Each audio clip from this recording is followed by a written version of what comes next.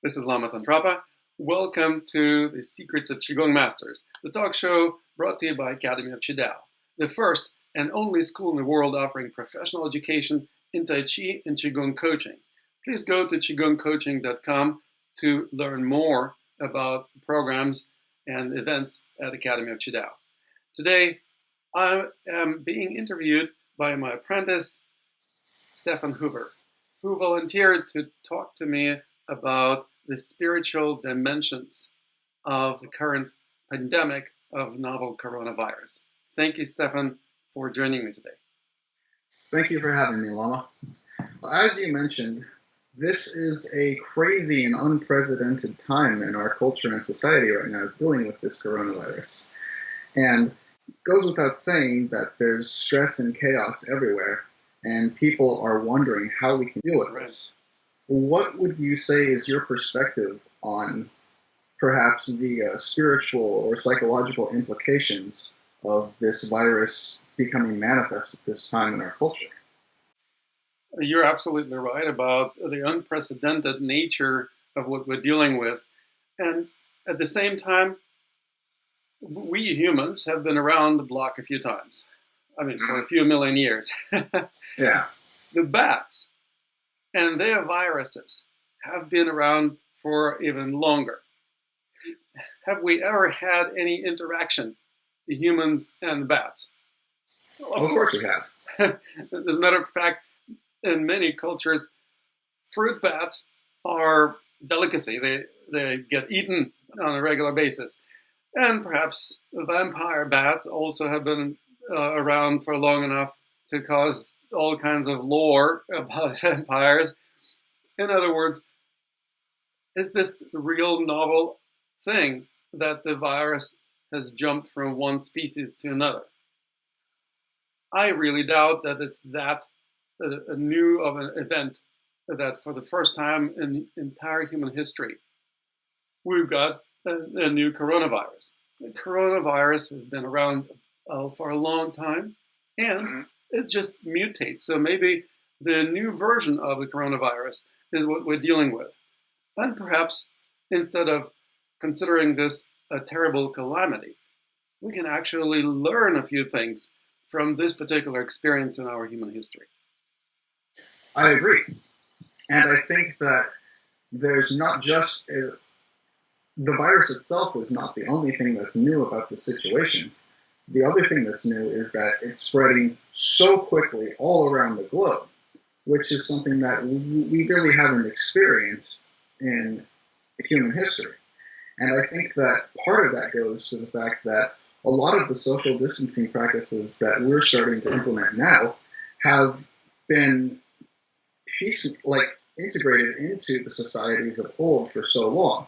For example, greeting with gestures such as namaste instead of the shaking of hands, or the idea of maintaining a certain distance when speaking from someone, the idea of always culturally washing your hands and feet, and in some cases wearing masks as a religious ceremony.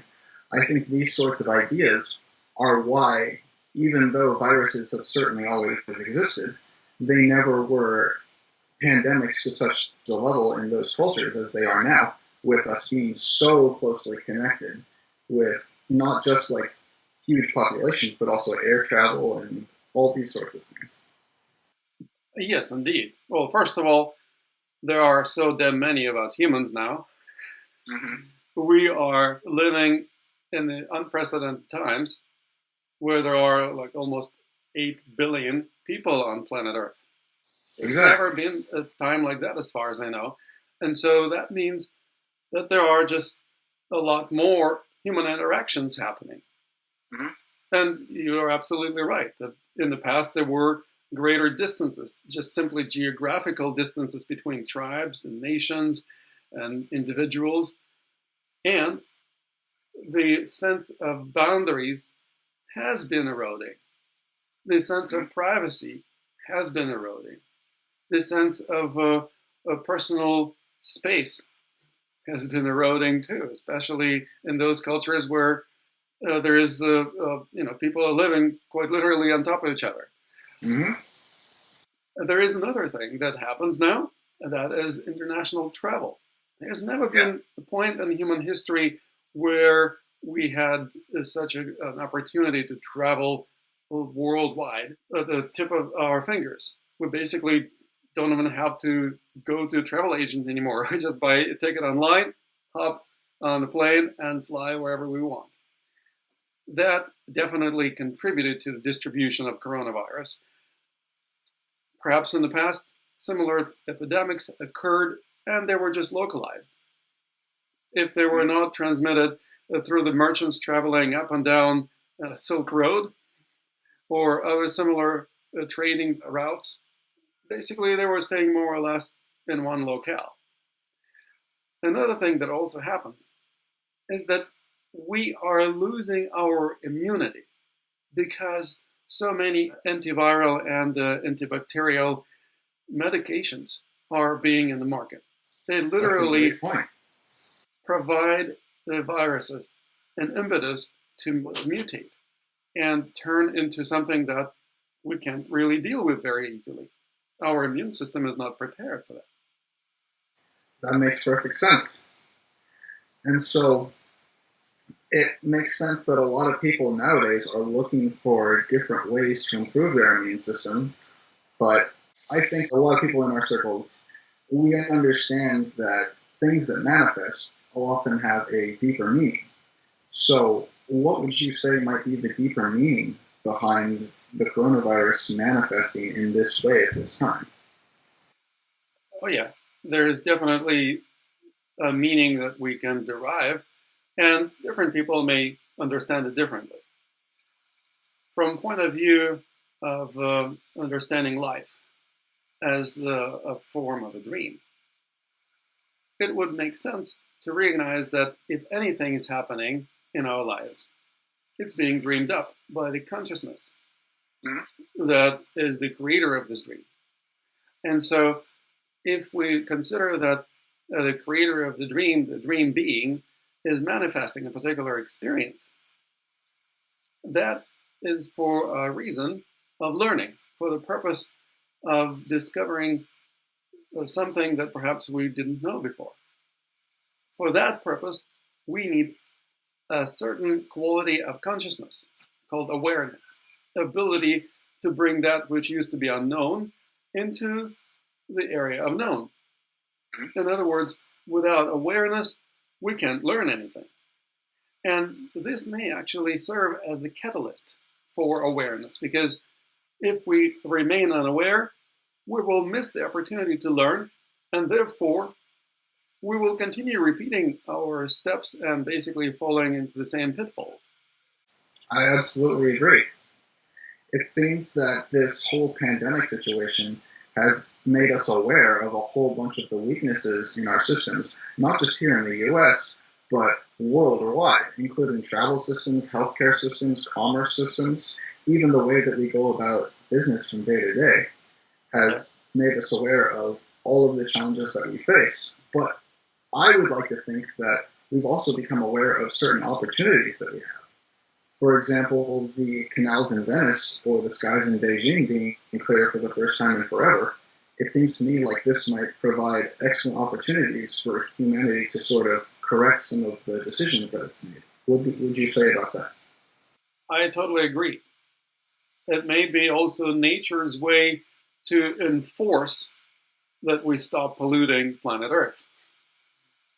Maybe by reducing the number of specimen of human species, maybe by simply forcing people to stop traveling and stop some of the industries that are particularly responsible for pollution. You're absolutely correct.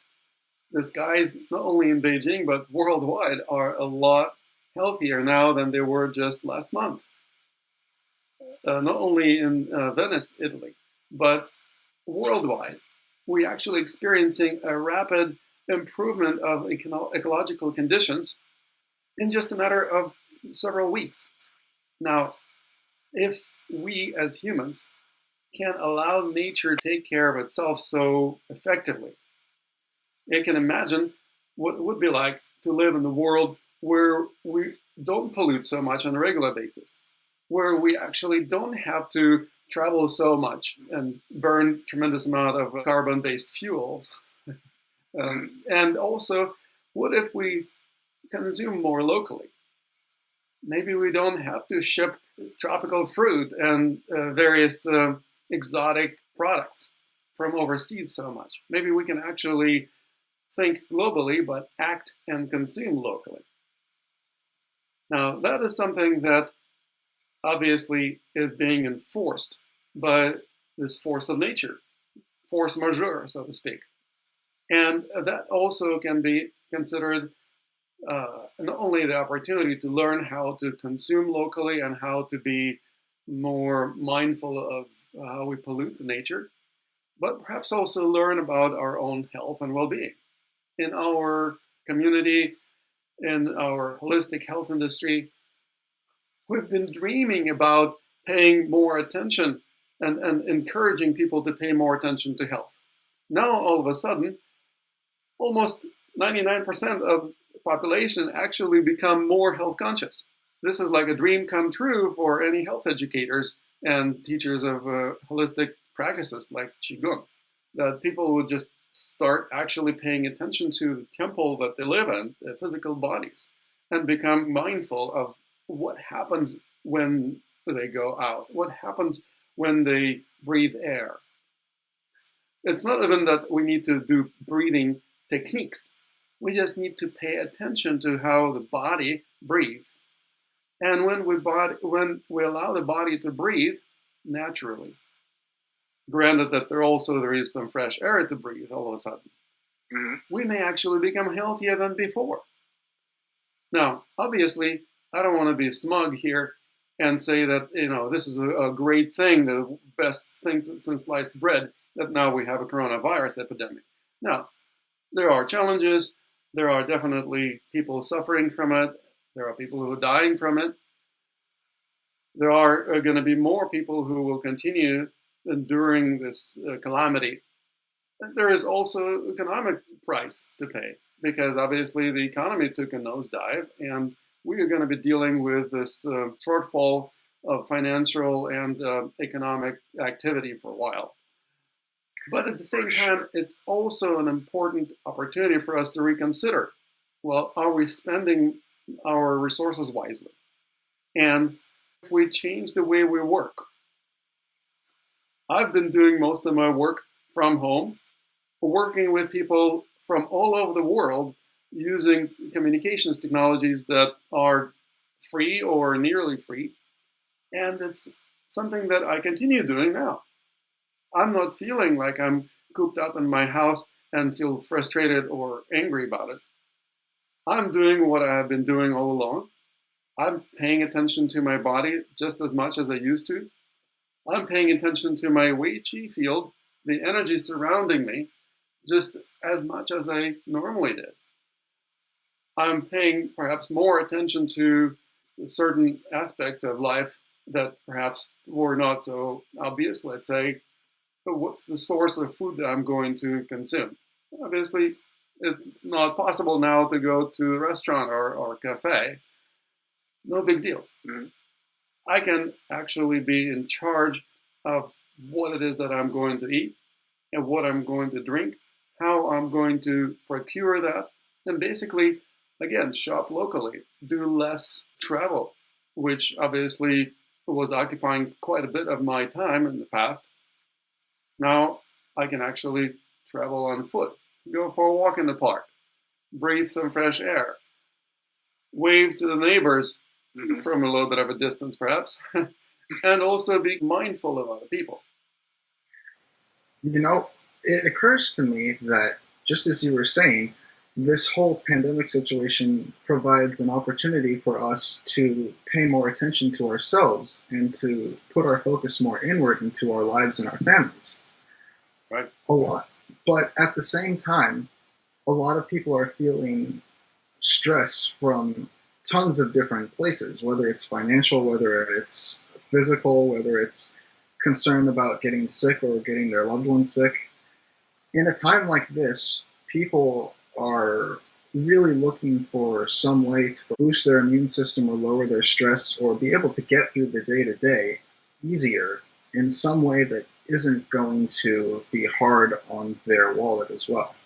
Do you have any advice for people who are interested in perhaps growing themselves in these ways at home in an affordable way?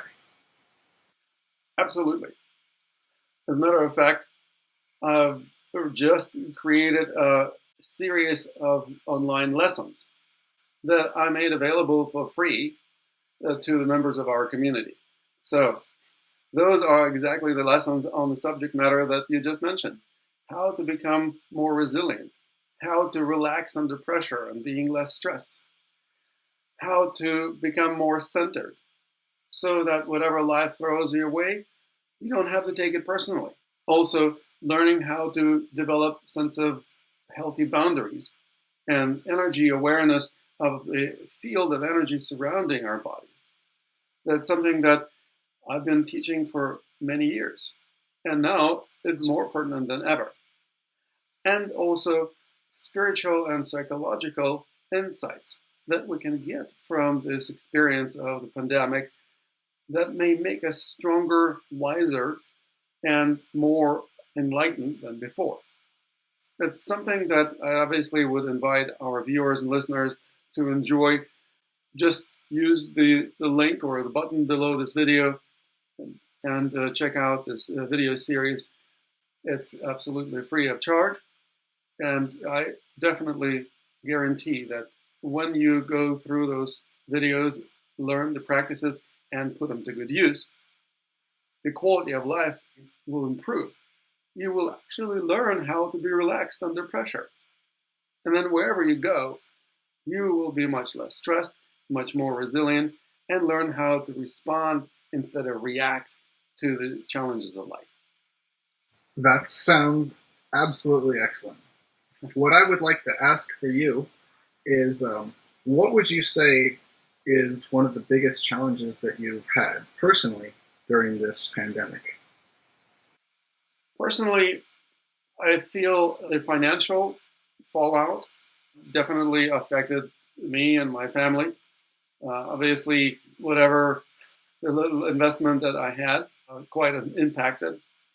At the same time, I also am learning how to invest in things like, say, Bitcoin. There was actually an excellent point in time just a few weeks ago when Bitcoin took a nosedive. But now it's on an upswing. So it's definitely a good investment to invest now, just because it's going to continue growing.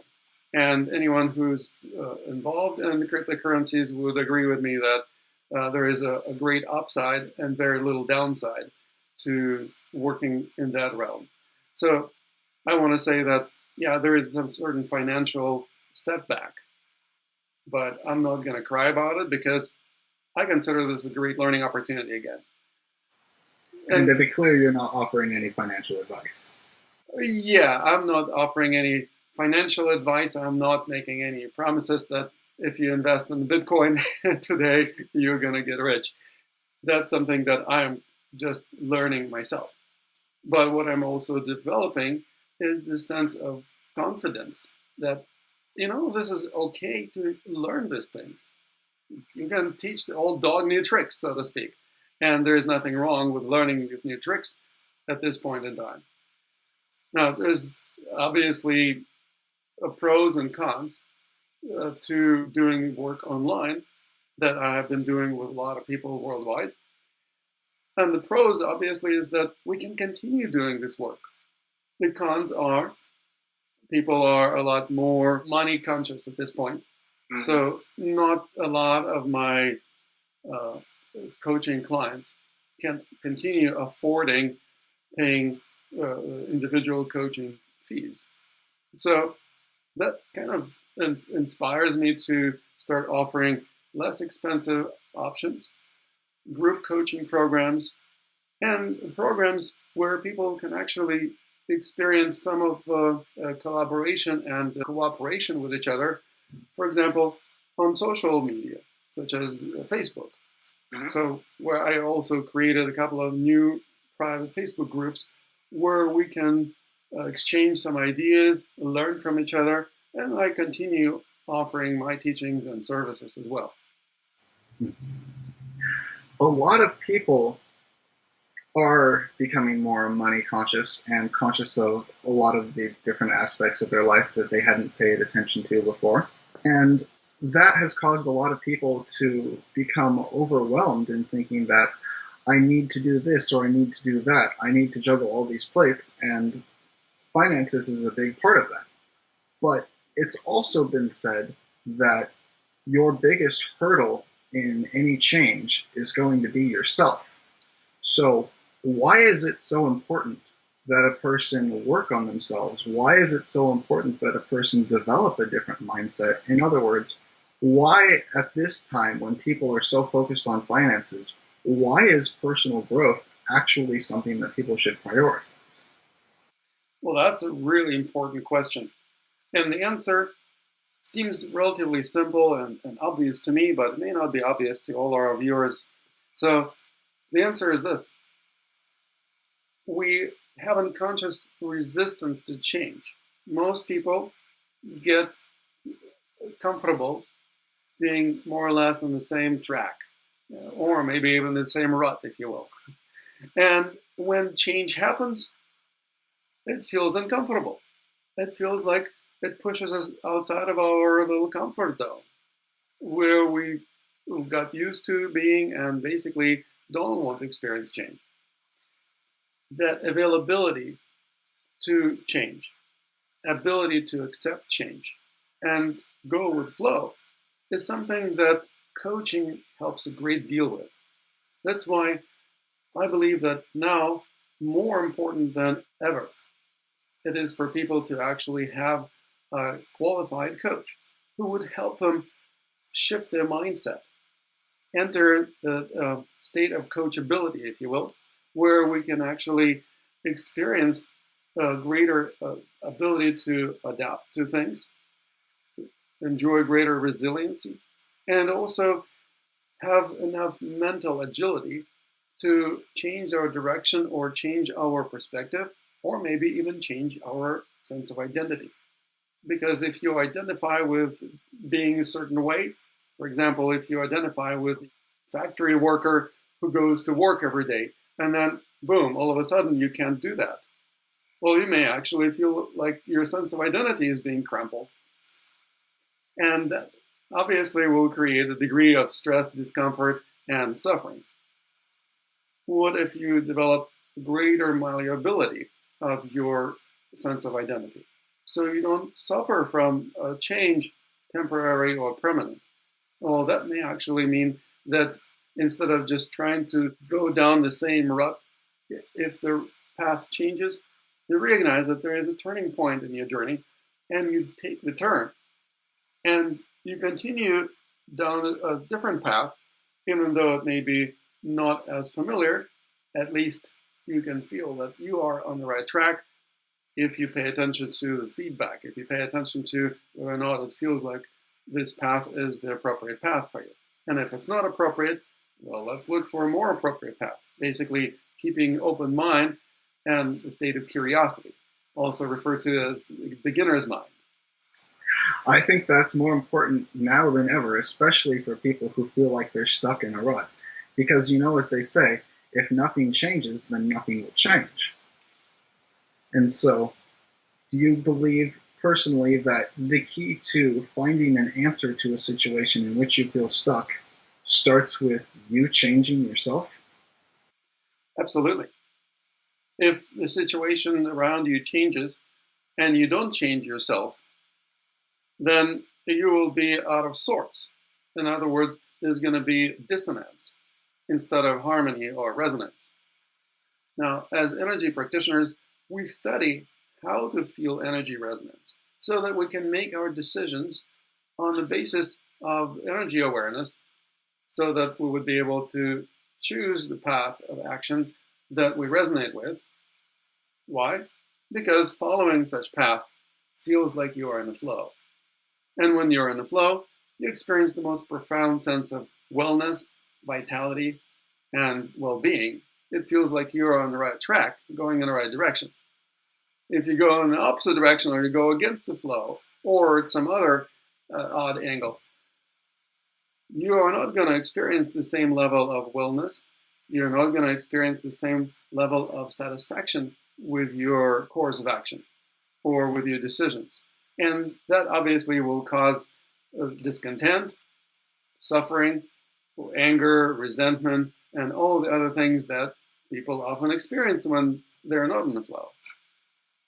So let's consider that this is an opportunity for all of us to learn how to pay attention to energy.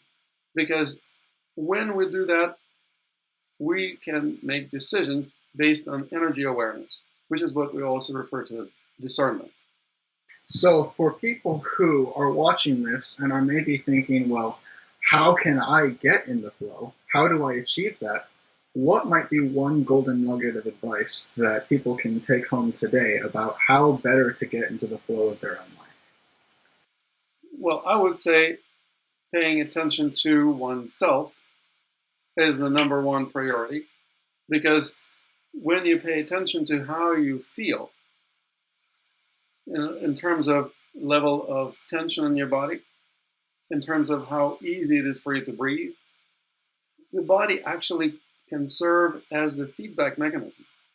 It actually tells you what you resonate with and what you don't resonate with. If you don't resonate with something, your unconscious mind gets agitated. Your central nervous system sends more signals of contraction to the muscles throughout the body, in other words, making you more tense. When you're more tense, you have higher blood pressure, you have energy blockages that impede circulation of lymph and blood, and actually undermining your immune system. It also makes it more difficult to feel comfortable in your own skin. You have less range of motion, you have less strength, and you also feel like you can breathe easily. Now, instead, we learn how to identify certain course of action or certain thought forms or attitudes that actually make us feel more relaxed. It's like listening to a piece of music that you really enjoy listening to. It makes you more relaxed. It also may make you feel like you are grooving to this music. In other words, tension subsides. And as tension is frozen movement, the natural and spontaneous movement of the body starts erupting. And that's something that we actually want to facilitate. Basically, we need to remove the obstacles in the form of resistance and dissonance so that the body begins to move naturally and freely. And what could be healthier than being natural? So if we pay attention to ourselves and consider that the body doesn't lie, it actually tells us when we resonate with something and when we don't, then it gives us an opportunity to learn how to focus on those things that we resonate with, if not 100% of the times. Obviously, we will have to focus on other things too, but at least we develop a discipline to train our attention to focus more often on those things that we resonate with. By definition, you will experience more flow in your life. And you also will feel better because that's the feedback that the body will tell you. And that also means another thing. You develop the sense of acceptance of yourself. As a matter of fact, without acceptance, it's hard to pay attention to anything. If you don't accept yourself, you won't be able to pay attention to yourself very well. What does it mean?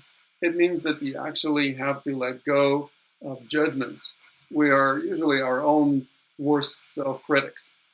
And so we need to develop the ability to accept ourselves so that we can pay attention to ourselves. And there's one more very important positive side effect of that.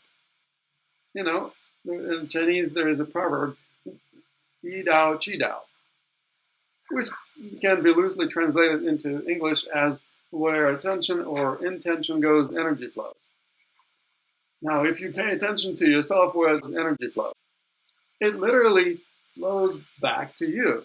You create a massive circulation of energy within your system that you can feel. You can actually feel that profound sense of flow within yourself. So we learn how to tap into that source of flow and how to put it to good use. What would it be like if you applied it to healing? Well, you would be a much more powerful healer. What if you applied it to some creative projects? Well, you would be a much more creative person. If you apply it to anything that you put your mind to, you will be able to actually manifest things a lot easier. That's what we call empowerment. You actually experience greater sense of empowerment in your life and self-agency. You're capable of manifesting things in your life that previously was difficult or impossible. Who wouldn't want that? Speaking of empowerment and self-agency, you mentioned that you were starting a new project over Facebook that involves our community, touching just on those topics. Could you talk more about that? We basically are starting a couple of Facebook groups.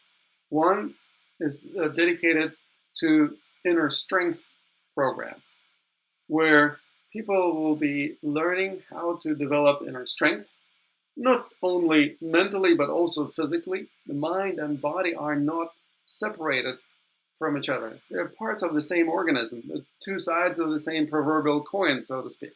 So we will learn how to develop greater inner strength that manifests both as physical strength.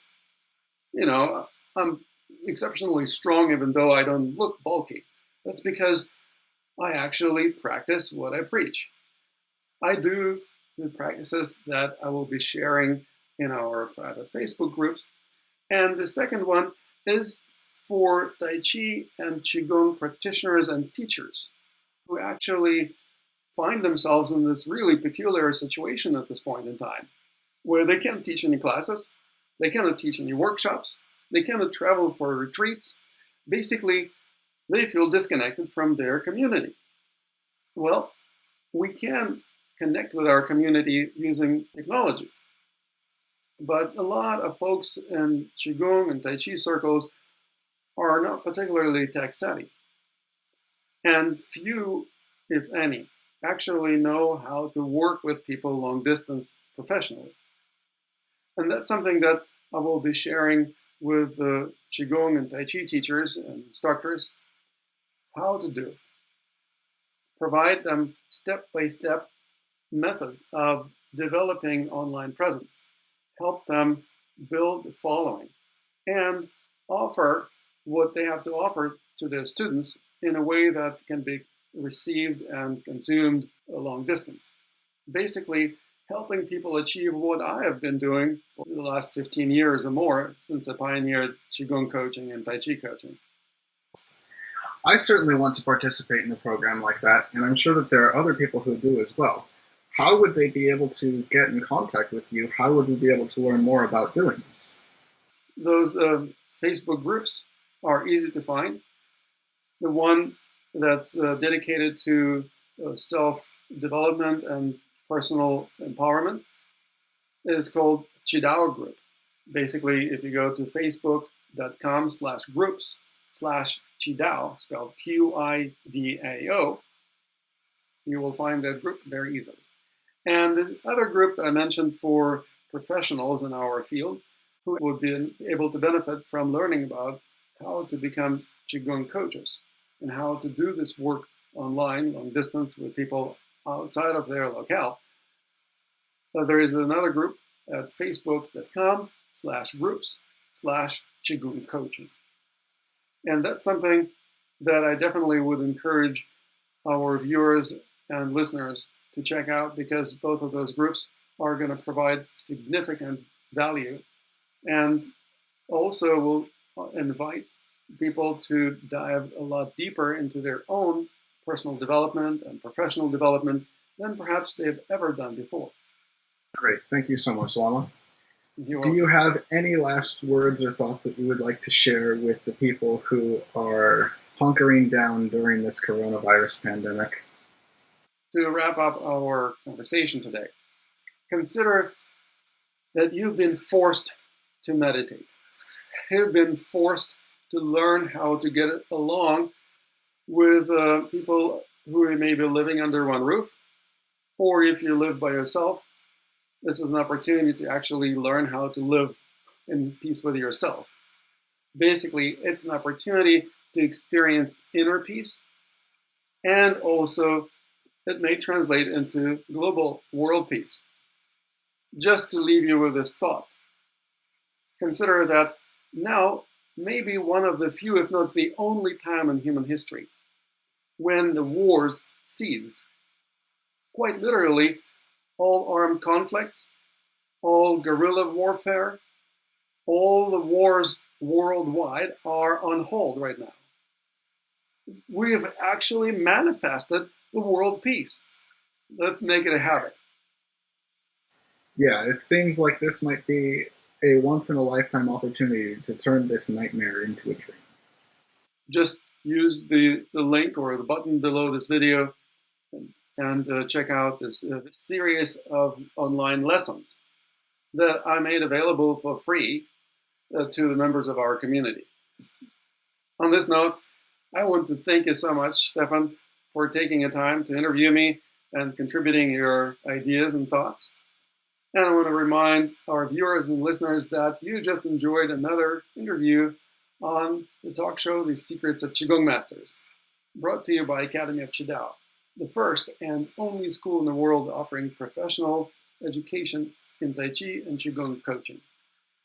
To find out more about the programs that we offer, please go to qigongcoaching.com.